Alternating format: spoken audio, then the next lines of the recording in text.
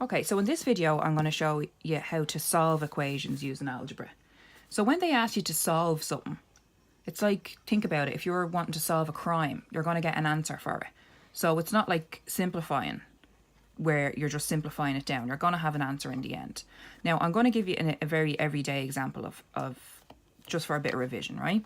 So let's say you go to the shop and you buy 2 yogurts, right? And the 2 yogurts cost you €4. Yeah? But let's say for short, you wanted to shorten that down. So you might say, instead of 2 yogurts, you might say 2y equals, instead of €4, 4. So if you wanted to solve for y here, and you wanted to get y on its own, what would y be? Well, if 2 yogurts are €4, one has to be what? €2, if they're both the same price. So if we shorten that down then, 2y equals 4, y equals 2. What did you do? You divided it across, didn't you? So 4 divided by 2, so y equals 2. So that's just the basis of algebra, solving your algebra. So let's say they gave you an equation, right? And let's say they said, for example, 10y equals 80 plus 2y. How are we going to figure out what y is? The big thing you have to remember is when you change your side, you have to change your sign, yeah?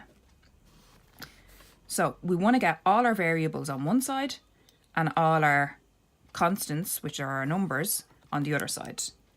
So if we wanted to bring this 2y over here, because it's a plus here, if we change the side that it's on, so it's on the other side of the equals, it would become 10y, and the plus would become a minus. Minus 2y equals your 80. Yeah? So what's going to happen now? Now you're simplifying. So 10y minus 2y will get 10 minus 2 is 8. 8y equals 80. Now we want to get 8 on it, or y on its own.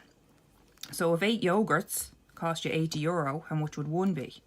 So again, you divide. Y equals 80 divided by 8. So y then is going to be 10.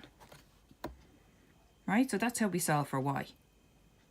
If you weren't sure, or you had a bit of extra time and you wanted to double check, you can use what we did in the last video. Sub in. So if y is 10, if we sub 10 in here and here, you'd have to get the right, the two sides would have to balance. So let's sub them in. 10 by 10 equals 80 plus 2 by 10. 10 tens, 100, equals your 80 plus 2 tens are 20. So 100 equals 80 plus 20 is 100. So does it balance? Yeah, it does. 100 equals 100. So you know your y equals 10. And that's how you solve simple equations with one variable.